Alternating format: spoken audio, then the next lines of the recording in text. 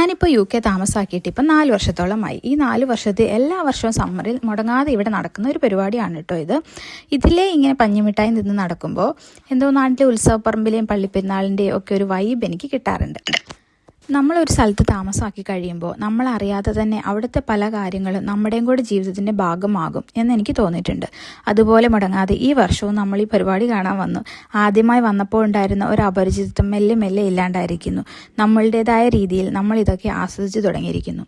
ചില സമയത്ത് എനിക്ക് തോന്നും കുട്ടികളെക്കാൾ ഇതൊക്കെ എൻജോയ് ചെയ്യുന്നത് എൻ്റെ കെട്ടിയവനാണ്.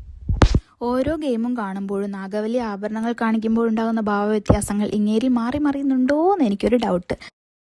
പുള്ളി 50 വാങ്ങിയ ഒരു ടോയ് ആണ് കേട്ടോ അത്. ഒരു ടോയ് വാങ്ങിയ പ്രശ്നമായതിനാൽ ഒരു ഫ്ലവറും കൂടെ കാശ് കൊടുത്ത് വാങ്ങിയപ്പോഴാണ് പിള്ളേർ ഹാപ്പി ആയത്. പിള്ളേർ എൻജോയ് ചെയ്തത് ഈ കാണുന്ന സാധനമാണ് കേട്ടോ.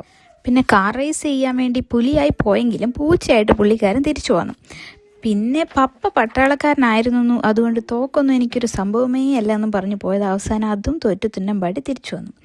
ഇനി അടുത്ത കാവിലെ ഉത്സവത്തിന് കാണാം എന്ന് പറഞ്ഞ് കൂട്ടിക്കൊണ്ട് വരേണ്ടി വരും എന്നാണ് എനിക്ക് തോന്നിയത്. പക്ഷേ പുള്ളി തോക്കാൻ കൂട്ടാക്കാതെ വീണ്ടും വീണ്ടും എന്തൊക്കെയോ കാട്ടിക്കൂട്ടുന്നുണ്ടായിരുന്നു.